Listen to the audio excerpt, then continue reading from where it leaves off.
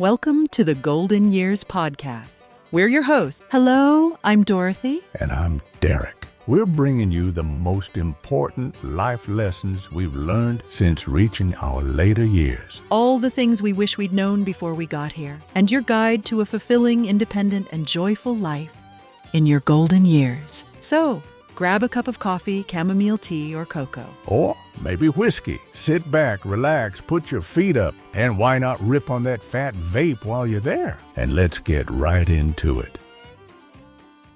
Listen, Derek, seeing as this is our very first episode of the Golden Years Podcast, why don't we explain to anyone out there who might find us how we met, and maybe a little bit about each other? That sounds like a great idea.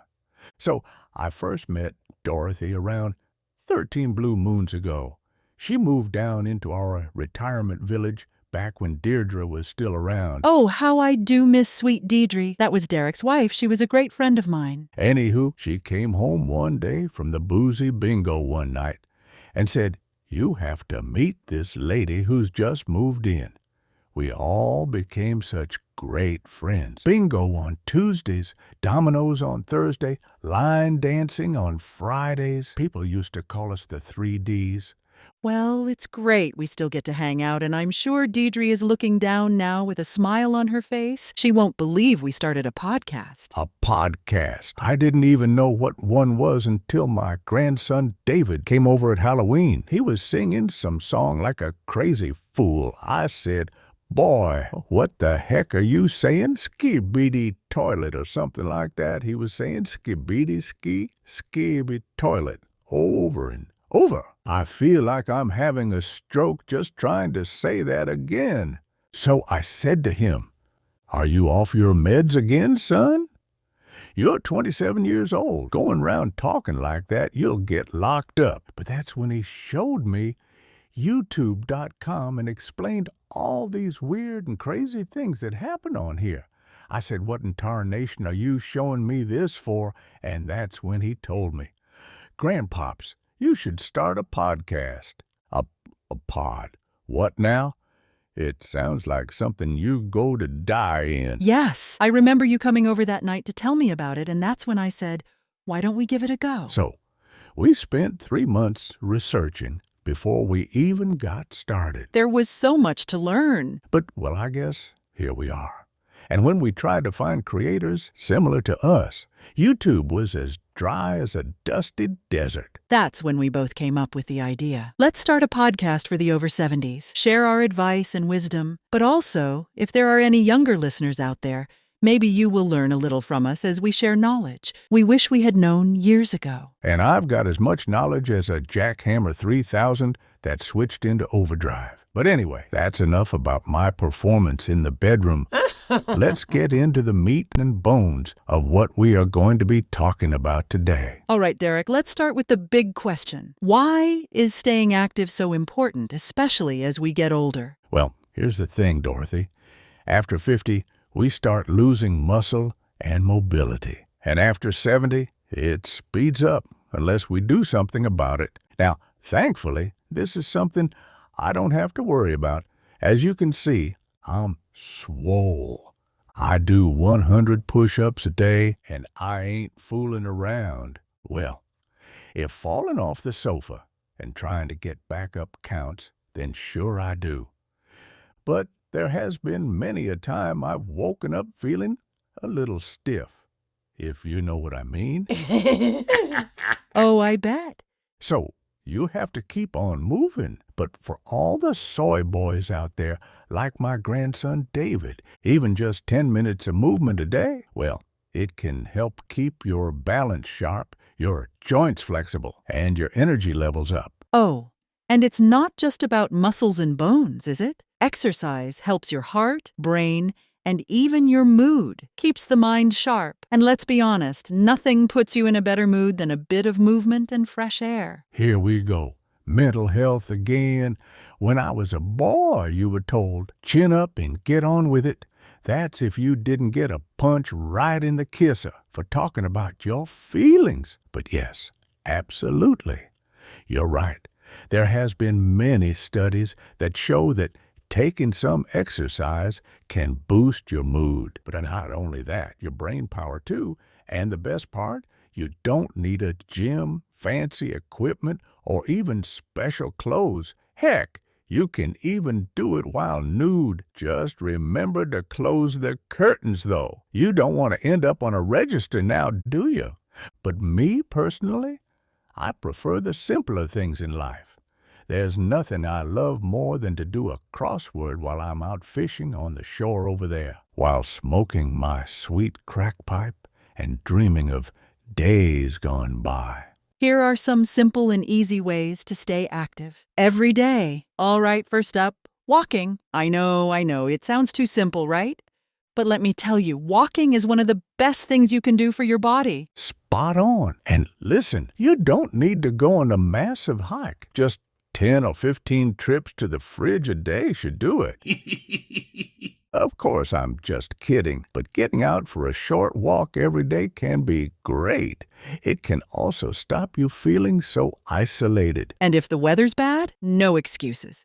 You can do indoor walking, marching in place while watching telly, or just doing a few laps around the house. That's right. And if you want to switch things up, or you find it too difficult to get out of the house, or maybe standing for too long is difficult for you, then try chair exercises. This is perfect if you've got achy joints. I use a Zimmer frame as it's a bit more stable. Oh, chair exercises are brilliant. I love working out to If I Could Turn Back Time and Gypsies, Tramps, and Thieves. And who can forget Shoop Shoop? Well, hold on a minute there, cloth ears. I said chair exercises, not share exercises. Oh, silly me. Well, in that case, then, you could always try things like seated leg lifts, arm circles, even a bit of gentle stretching. And if you fancy a little more, resistance bands are a game changer. Oh, yes. Light resistance bands are a fantastic way to build strength without heavy weights. Just a few minutes a day helps keep those muscles strong. And if you don't have one, just wring out a wet towel. It's basically the same type of movement. I personally use an old sheath I had back from the 1960s before I met Deirdre. And let's not forget Tai Chi. Ever tried it, Derek? Is that a type of tea? I have. And I tell you what, it tastes great. No, you silly sausage. It's a type of martial arts fantastic for balance, flexibility. So, wear wax on, wax off. And speaking of fun ways to move, I love a good dance around the kitchen. Oh, I know you do, sweetheart. I've recently taken up break dancing. I dance, then I break something. You old dog. Well, dancing is brilliant. It's great for balance, coordination, and it just makes you feel happy. So put on your favorite song, have a little boogie, and enjoy yourself. Girl, I don't know what you've been smoking today, but I think I need some too. All right, let's talk about something really important. Staying steady on your feet, something I personally have had a lot of trouble with. Usually every Saturday night, about 11 p.m. when the bar closes. You little tinker, Derek. The last thing we want is to take a tumble at our age. If we go down like a sack of potatoes, and we won't be getting back up. I don't know about you, but sometimes I find it hard getting out of bed in the morning. It was a lot easier when Deirdre was still around. I'd get up every day, make her a pot of coffee, cook her some eggs, and read the morning newspaper. Those were the days. Now, you turn on the news, and it's all Blake Lively this, Ryan Reynolds that. Who cares? Back in my day, we didn't spend all our time obsessing over celebrity gossip. We actually went to work. And back then, work was actually real hard work. My grandson says he's tired after work. I said, boy, you don't know the meaning of the word tired. When I was your age, I was down a dark and dirty mine shaft, breathing in God knows what, lifting heavy machinery, and working by candlelight. The most you've done today is what? Lifted a pencil? My God. Someone call him a paramedic. I think he's suffering from exhaustion. Then it's all the free time they have The youth of today have never had it so easy, spending their time dancing on that tic-tac whatchamacalls it. You're right there. I've noticed sometimes with rolling news I get sucked in, and next thing, it's dark out, and it's time for bed. But anyway, usually my cat Daisy helps to get me up in the morning. But come on, if we're being honest, sometimes we just don't feel like exercising. Oh, absolutely. But the trick is, find something you enjoy so it doesn't feel like a chore. You know Dominic, he lives 2 doors down from me. Well, he's just started what the kids call free running. I caught him hopping over my fence a week on Sunday. I said, Dominic, you've got exactly 10 seconds to get off my lawn, or I'm going to give you some of the Derek whoop-ass treatment. I've not seen an old man run that fast. Well, not since that Catch a Predator show was canceled. Well, moving on slightly. There are a lot of things you can do to keep active in your daily routine. Maybe that's things like gardening, digging, planting, watering. It all counts. And one of my favorite tips, find a buddy, a walking partner, a community class, even just checking in with a friend makes all the difference. So, movement is medicine. Whatever you do, just keep moving. Dorothy, do you remember when we helped our friend Dolores set up one of those smart home assistants? She spent weeks whispering around it, thinking it was listening in to everything she did, when actually that was just me spying through her back window. Well, now she loves it. It reminds her to take her medication, plays her favorite music, and even tells her the weather so she doesn't step outside in her slippers on a rainy day. Again, Dolores really is quite insane. Technology can be a game changer, and so can small home adjustments. Things like grab bars in the bathroom, better lighting, or even using a walker when needed. It's not about giving up independence. It's about keeping it for longer. I had a moment like that last year. I had to give up driving at night because my eyesight isn't what it used to be. At first, I was angry, felt like I was losing part of my independence, but you know what? Now, my grandson insists on driving me places, and we've had some of the best chats. I wouldn't have found out about this whole YouTube.com thing if it wasn't for my eyesight going. Every cloud has a silver lining. That's a perfect example. Change can be hard, but sometimes it brings unexpected blessings. Finding new ways to connect, staying engaged with hobbies, and even talking to someone, a friend, a support group, or a counselor, can make a big difference. We don't just experience these changes alone. Our families do too. Have you ever noticed how your kids watch you a little closer now? First, you might want to tell them to back off. Oh, all the time.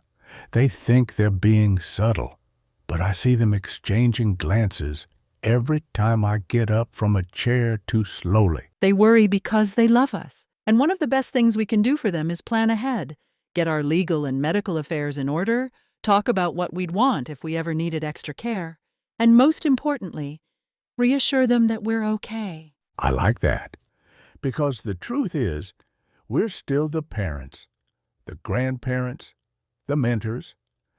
We may need more support, but we're still the same people inside. You know, Derek, when our health starts to wane, it's not just us who feel the effects. Our loved ones often bear a significant part of the burden. Our well-being, or lack thereof, deeply affects those around us. It's a cycle, isn't it? Our poor health leads to their stress, which in turn can affect their health. Exactly. And it's not just immediate family. Friends and extended family can also feel the impact. So, let's prioritize our health, not just for our sake, but for the well-being of everyone around us. Well said, Dorothy. It's a responsibility we owe to those we love. Now, as every day goes by, my bladder is getting smaller and smaller. So, this seems like the perfect time to wrap things up here. What would be amazing is if anyone listening to this could leave us a comment and let us know your stories. We would love to share your situations with our listeners. So what's the takeaway today? Yes, our bodies change. Yes, we may need to adjust. But aging is not about losing who we are. It's about continuing to live fully with wisdom, humor, and love. And remember, you don't have to go through it alone. Talk to your loved ones. Embrace the help that's available. And don't be afraid to laugh at yourself along the way. That's right. Thank you for joining us on the Golden Years podcast. If today's conversation resonated with you, share it with a friend. Give us a big thumbs up. That's if your arthritis will let you. And let's keep this conversation going. Until next time, take care, stay connected, and remember, you're never too old to enjoy life.